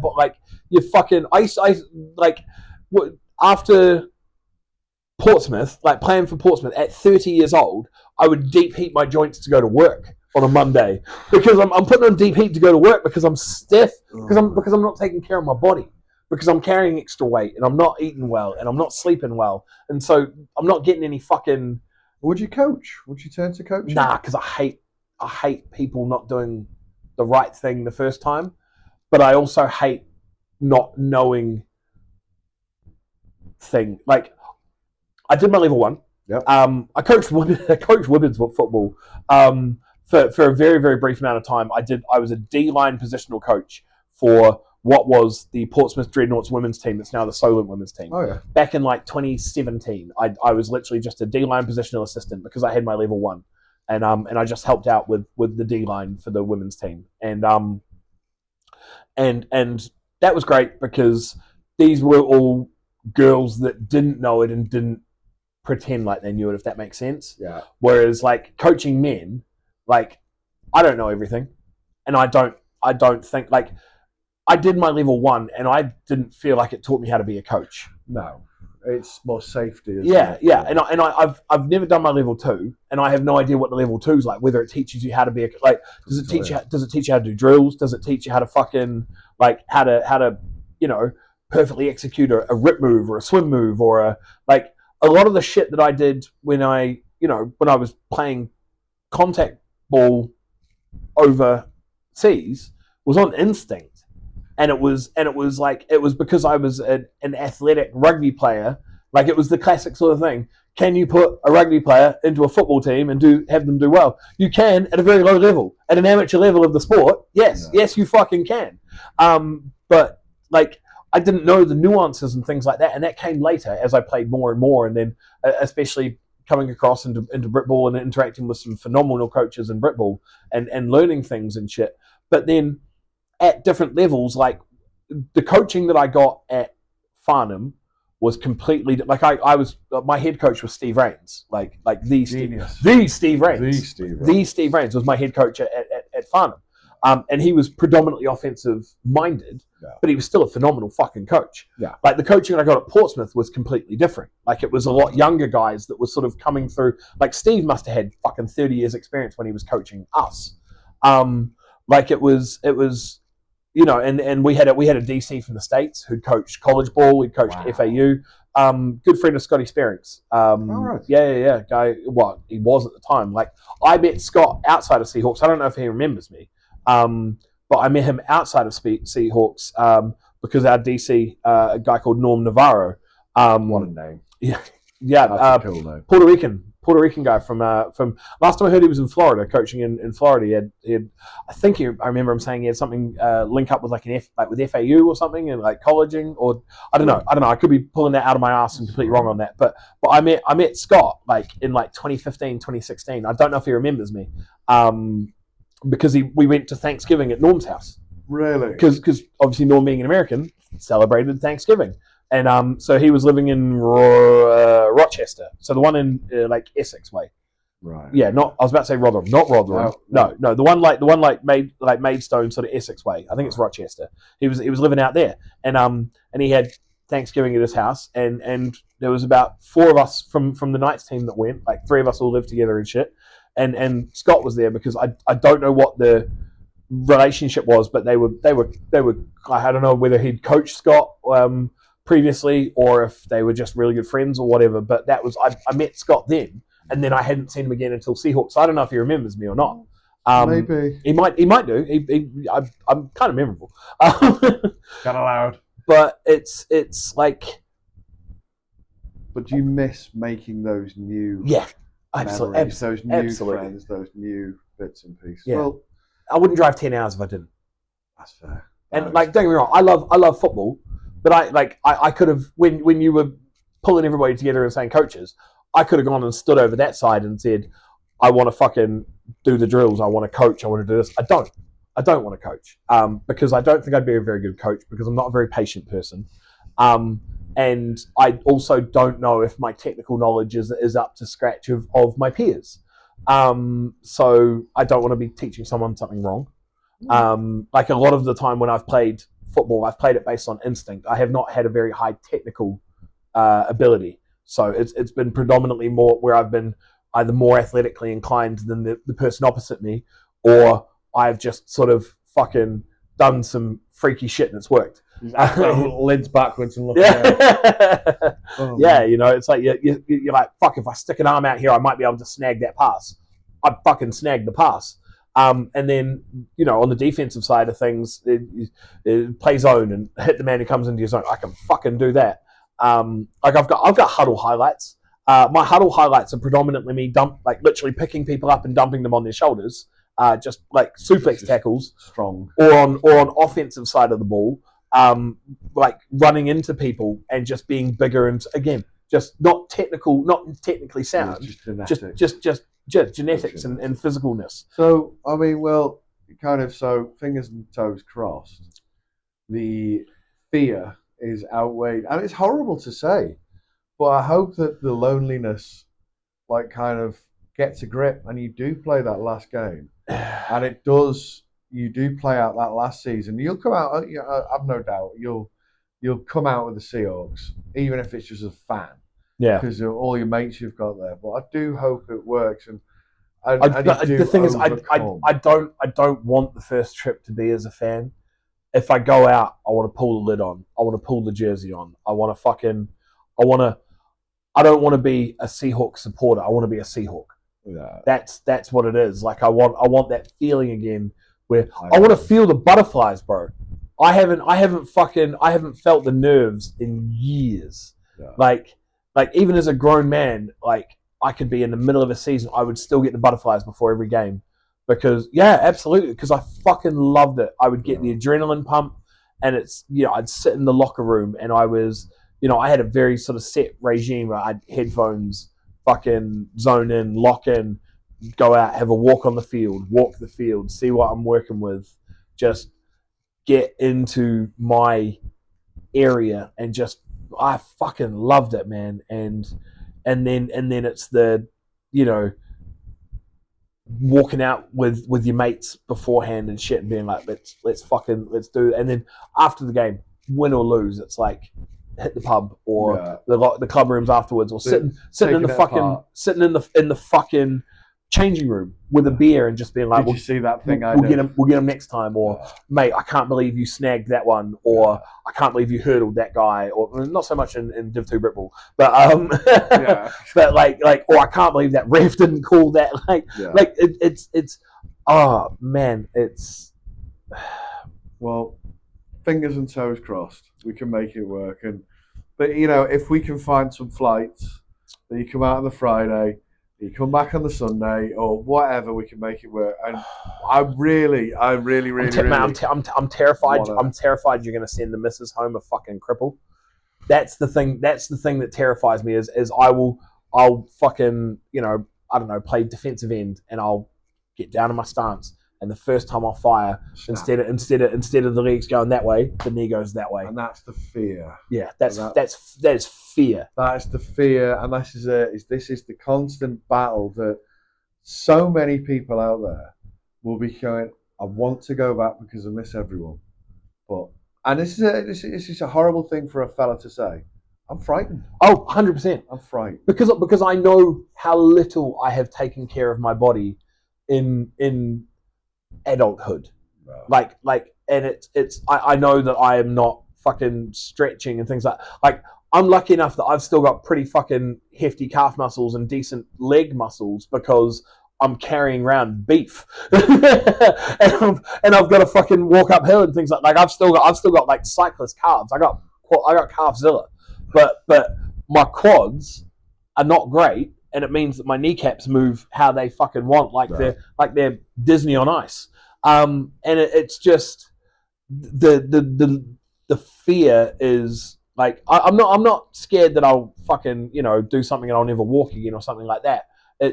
I'm scared that I won't live up to what I wanted in terms of like I won't get out of it what I wanted because, you know, I want to play a whole game and I'm out in the first quarter, and then I like the dream that I had built for myself that I would, you know, I'd go out on a high, and I haven't. I've gone out on a low, and I chased that hope and that dream, and all I got was a fucking limp for 4 months and I told you so from a medical professional or my sister.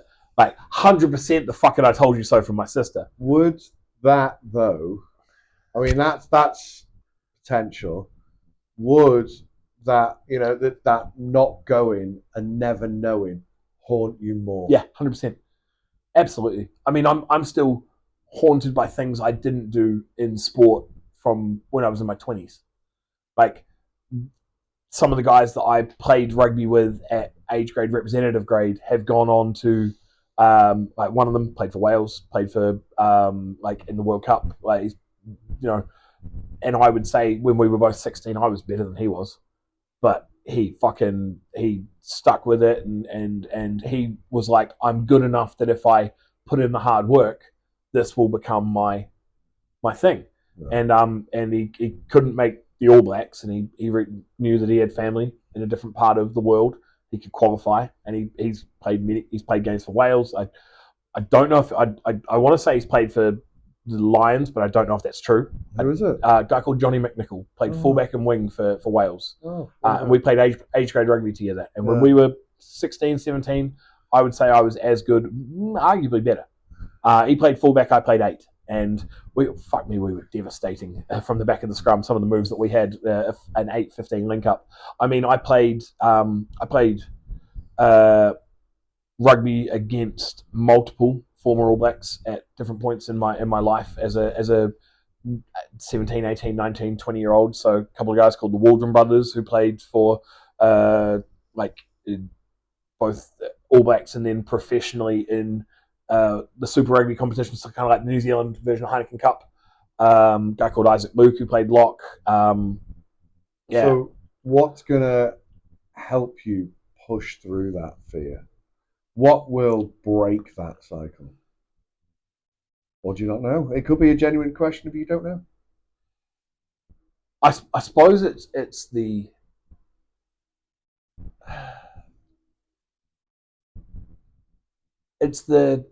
just fucking do it. Like it's the like the amount of times that I've sort of put off doing something and then kind of just put it on the too hard basket. But if I had just done it, so it could be like just booking a fucking flight to Brno and just being like, well, it's non-refundable. Yeah, you bought a cheap flight on Ryanair and it's non-refundable. Yeah. And it's like, okay, well, I'm not doing like sunk cost fallacy says, I've paid for it, I have to go. Like it's that sort of thing. It's like it literally could just be the fucking just do it. And then I don't know. I think it might just take that one person that comes up to me, or like I get a fucking Facebook message or some shit and goes, "Come for a run with the team." Like not even Seahawks related. Like literally some person who goes, "Look, we've." But the thing is, it's like, they say beggars can't be choosers. Like I am a beggar and I'm 100% a chooser. Like I don't want to go to a team. Like if I was to play again, I wouldn't want to go to a team that has 21 people turning up each week. Like, but at the same time, I'm not fucking. You don't want to play Prem? I don't want to play Prem because I'm not a Prem player. I'm not in Prem condition. It is a disservice to the fucking highest level of what we are rolling out as a country at that level of sport for me to step on that park and be like, I can play Prem. And don't get me wrong, I know there's some people that are playing Prem that fucking 100% don't belong. But I don't want to be one of those guys. Okay. And it's also a part of me is like, I don't want to be reminded of where I'm at the age 36. Like I don't want the young fella fucking throwing a stiff arm and shoving me in the dirt. I don't want the offensive guard that takes me for a fucking walk and puts me in the bleachers. Like I don't want to be reminded of being a shell of what I used to be, and that 100% would happen at the Prem level. Like it would probably 100% happen at Div 1 level. There is 100% I will run into somebody that is just more like an athlete, better, everything that would just fuck my shit up. But it's like if I was to play again, I wouldn't care about the team's record. I would more care about the team's like, are you putting out 40 people on a week? Like, I don't want to be in a team that, you could fucking fold by week 7. But at the same time, like if I'm running out there, I want to play with guys that I enjoy running out there with. I don't want to just be with a bunch of guys that are just fucking dickheads.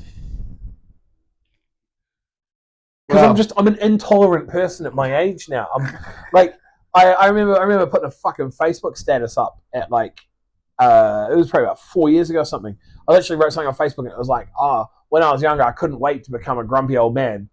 I didn't think it would come at 33, but sweet. Like I was really looking forward to being a crotchety, get off my lawn, like old man shouts at clouds in my 80s or 70s. Like you lose you're playing backyard cricket and you lose your ball over the fence. You're like, that's old man Oz. Like he fucking eats children and like. Because my lawn is 10 feet high, I've never mowed it, and I peer out the curtains. Like I was amped for that lifestyle. And you got that but I'm at 33, and I'm just a cunt. Well, but that's it, man. Well, that's the thing is an awful lot of the people I get on this are, it's over, it's finished, it'll never happen again. Yeah. I'm gonna kind of close this up now by saying, I hope you find that spark. I hope you have that kick up the arse to play again, whether it's the Seahawks. And that's the thing. I don't think I'll find that spark at a national level. I'll be honest. I don't think I will run out for another Brit Ball team, like another BAFA piloted team, because I think I'm too picky in terms of what I want out of the because the other thing is like I don't want to be driving 2 hours for every fucking game, and like I've got I feel like a fucking divorced woman in her 40s who's got a laundry list of things she wants from her husband, like must make 6 figures, must be a father to my 5 kids, must have his own house, must have clean teeth and grows. So you're putting these roadblocks. Yeah, 100%. So I don't think I will get it from a Brit Ball team, right. and this is not an open invitation for you to fucking come find me and be like, Oz, we've got what you need. It's like but I 100%, because the thing is it's the meme of the guy walking down the street with his girlfriend, staring over his shoulder at the other girl. I'm walking with a Baffa team, and I'm staring at the Seahawks over my shoulder, because that is where I look and I see, like, that is what I want. I've said it to the missus, and I've got her in the room at the moment, and I know that I'm passive aggressively guilting her right now by saying I want to play a Seahawks game. I do. I fucking want to play a Seahawks game. Do it. And that's the thing, is just the only person, and I hate to be brutal, the only person that's stopping you is you. Oh, 100%. 100%. And that's the, like I say, hopefully when this goes out, because this will be out on Facebook and YouTube, hopefully when this goes out, one or two things will have happened. Man, I'm terrified of this episode going out, because you've got one of two things that's going to happen. I've also got one of two things that's going to happen. So one or two things are going to happen. You're going to have booked a flight, or I'm going to have booked a flight for you. Oh, fuck off. No. And I will book it for you and say, Oz, you owe me 150 quid. Yeah, I know, that's what I'm saying, fuck off. But that might be enough of a kick up the arse for you to go. And the thing that terrifies me about this, the two things, like one of the two things that's going to happen when this episode goes out, everybody's going to fucking watch it, or nobody's going to fucking watch it. Because it's going to come out and it's going to be like, I went behind the locker room with Oz. And people will be like, I know Oz. Next. or it'll be like, I know Oz. What character did he pull out of the box for today's show? Or someone that I actually know and get on well, and they're like, right, what did he actually have to say? What is Oz? Who is Oz behind the mask? The thing, I think this is the most like normal and the most real version of you ever. But one thing my beloved always says: "What other people think of me ain't none of my business." And that's a fair comment. Did you not have that? You say, if no one watches this or listens to it, if 100 million people and we go viral because of this episode, for whatever reason, because you've dropped numerous F-bombs and C-bombs. No, I think it was one. I think it was one C-bomb. One was. I think there was one C-bomb. Like, and it was about myself. How is this allowed on Facebook? But yeah, that's the thing, is it's not what their journey isn't yours. Yeah. The only person that can live your life. Oh, that's philosophical as fuck. It's true. It is true. And the only person that can book a flight is you or me, and me tell you owe me the money for it, you dick. So there you go. So we'll end on that. It's been wild. So thank you very much for coming on. Thank you for bearing all, because I would wager you've never bared that much of yourself live to anybody. I think that's probably the first time that I've told some of those stories without embellishment. I was like, there's definitely been times when I've told some of those stories that I've embellished on things, and sitting here in front of a fucking camera, I've had to go, I can't tell my usual embellishment on this because people might see it, because people can fact check me. Someone 100% can get in the comments and be like, I went to Hawaii with you. No, you didn't. Yeah. Like someone can be like, I went to Hawaii with you. You guys weren't out there fucking playing against the University of Hawaii, and like someone can be like, I was at that Farnham training. Your helmet wasn't fully over the front of your head. like you had to tilt your head back to see. Like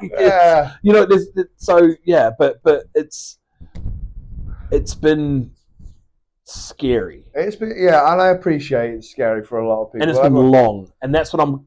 The other thing I'm kind of worried about, that because I've watched a couple of, like, some of the guys spoke for like 15 minutes. No, there's been, I think the average is about 40 to an hour or something. I think it must have been my attention span then. An hour but it's been fantastic. It's been eye-opening for me. I know you. I've chatted. We did Game Day Live. I've chatted and done all the bits and pieces, but it's been eye-opening for me, for such a big, brash, outward person to say, I'm afraid. Oh, mate, I am a bundle of fucking nerves and fear. Like I have been for absolutely years. I mean, at 2016 I was like officially like I have got a diagnosis, but not for ADHD and for autism. I was officially diagnosed with depression and anxiety in 2016.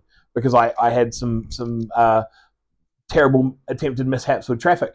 Oh, blimey. Yeah. Not fun. Yeah. Just life went down the fucking drain, and I tried to go meet my father who'd been dead for 20 years. Oh, crikey. Yeah. So, but like, I am a ball of fear all the fucking time.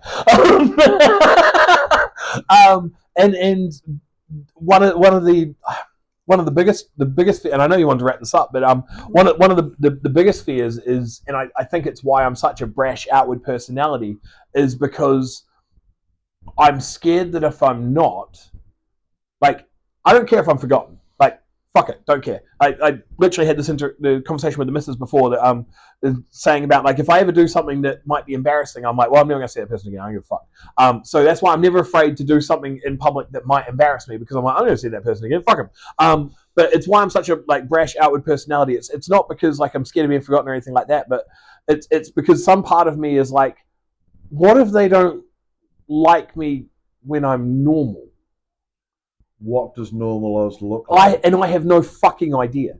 Like, I don't know whether it's like a less caffeinated version, whether I'm more docile, maybe is a good way of putting it. Not as extroverted and loud and shouty and fucking emotive and sweary. I don't know. But it's one of the reasons why I am such a sort of polarizing personality, because if I'm a polarizing personality and people don't like me, that's fine. It's because I'm fucking human Vegemite, or Marmite if we go. I knew the reference. Yeah. It's human Vegemite, because it's like some people. Oh fuck! I love Oz. He's an amazing human being. Other people, fuck that guy. He's a human piece of shit. And it's okay if I am a massively polarizing human being. Because that is out there, and it's like, well, you know, I don't like everybody, so I don't need to be liked by everybody. But it's like, if I was just a normal human being and I was just fucking chill and, you know, wasn't someone that would be like, I dread to think the amount of people that if my name was to come up in like regular conversation and the first thing out of their mouth would be like, oh, he's outrageous. But it's like, what if I wasn't? What if I wasn't fucking, like, we had training today and that was me being normal as much as like I could be, but the camera crew had to move away because shit I can't say but near a camera. But it's like what if I wasn't? What if I just stood there and I blew a whistle? Or if I just handed out a bottle of water without running around saying, who needs to be watered? Like, what if I just said, yo, you need a drink? Like, you're still trying to orchestrate how people react to you. Yeah. If I control it, then I don't give a fuck what happens, because I control the narrative. So if I'm a cunt and someone thinks I'm a cunt, it's because I was a cunt. If, like, and there were 4 C-bombs, but all about me. But it's because like, if somebody thinks I am, it's because I have done something consciously to make them think that. But it's like, what if I didn't? But I don't know what is behind. Like, and this all started because I said we got to see behind the mask. I have no idea what's behind the mask. I do not know, and probably the best person who could answer that is in this room right now, because I guess she said maybe I'm a slob who sits in front of the TV and plays Xbox, and I don't know. But the thing is, I mean, like you say, we will kind of wrap this up, and then you don't have to dig too deep onto this. Yeah, I'm on a therapy couch. You are a little bit. But what if, and I mean, this is something I've not done with anyone else, what if we revisit this in about 6 months? Oh, that's terrifying. And Mikey's homework to you, and this is if you want to do it, you don't have to, is to go away. We'll do it in Brno. Oh, in Brno. I'm going to pay for your flight. You're going to come out. Fucking hate you. I know you hate me. I don't care. Now I got a 5-hour car drive back there. Yeah, you can see all you like. We will, and this is how we're going to close up today, folks out there, is we will revisit this in Brno when you've had chance, because that'll be about 6 months. That's about 6 months. It's about 4, whatever. Yeah. To figure out who Aaron Evers is. Oh, so not even Oz. No. So that's another thing. That's because I would say Oz is the character. Oz is the one that's he's the big loud mouth on. Because nobody in New Zealand, even though I was born there, nobody in New Zealand knows me as Oz. But this is it: is you're gonna go away. I mean, thank you for today, but you will go away, have a look at it, and we will revisit this. Me interviewing you, because normally we just do it together and interview someone else. Well, that's what I thought was going to happen. That was what I thought these were going to be. Well, I kind of ruined that. But we will revisit this because I want to do Life After the Locker Room Part 2 with Aaron. Fuck. So we've done Part 1 with Oz. This is Part 1 with Oz because you've got all your stories out of the way. You've got all your things. I've done this. I've done that.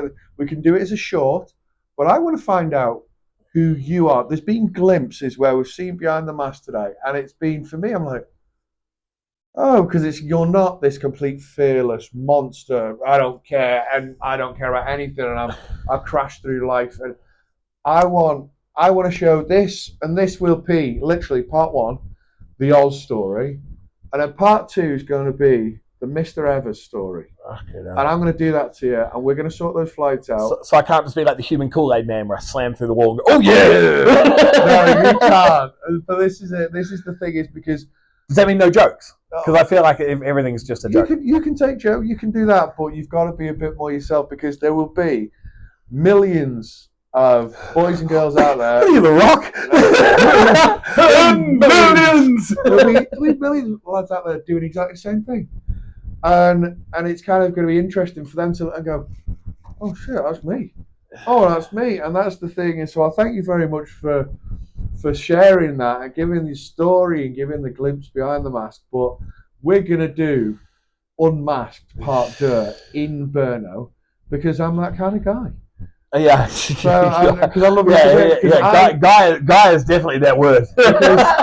because I've seen this, and while it's a bit eye-opening, it doesn't shock me because I knew that was in there anyway from speaking to you. And this is why I keep, come on, Seahawks, you know you want to, and you're like, oh, I don't know. Yeah. No, I know you're a good fit because you're a good egg. In fact, you know what? I haven't dropped one today. He's a good cunt. Hey! We can have 5. Thank you very much. It's a nice whole number. So there you go, nice round number. But right now, we've got some like autistic as fuck people going, oh, thank God, they dropped the 5. They dropped the 5. But this is it, is if you are living that out there, if you are not sure how to break that mask, you can listen to this. Yeah, I mean, Oz has kind of dropped in a lot of information there today, and it's been a wild ride of, fear and kind of, missing and loneliness and wanting to do better for it and all that, and the apprehension, all that. You can quite easily slide into his DMs, bless him, and he will answer some of your questions. Not all of them. Fuck it. If you start the message with "Hey Oz," I'll 100% answer every question. Well, this is it. Is we're going to play with this now. Is we're going to go away and we'll play this Part 1 and Part 2 will come out as we want to see how he's doing and it could be that I can't do it. I don't want to do it. No, I'm just gonna I'm gonna style my hair different and everything. It's gonna be like it's gonna be like James McAvoy. This is Patricia. But this is it. This is the thing, and this is why we have this show, so we can have these awkward conversations. And thank you very much for it, man. Big loves. Is there any bit of advice you want to give to anyone out there on the sports side of things? No, absolutely. One, if you feel like it's not even a sport thing, like if you feel lonely, like if you've stepped away from your team or like, and I know it happens a lot with guys that are rehabbing injuries, they'll find themselves rehabbing away from the team. Don't get back into that fucking team environment because like you don't realize how much you've missed it until you go back to it, and it's that little hit that comes in and you're like, oh fuck, like because life after the locker room is something that nothing prepares you for. Like when you have that community and that joy and that fun and those people in your life, when they're gone, like that absence is craterous. Like it is massively, and it can be very overwhelming and shit. So like if you have the ability to re-immerse yourself in that. And that's, I've tried to do that. I have, like not to the full extent, but like don't fucking just sit at home in your lounge playing Xbox because you don't want to go outside.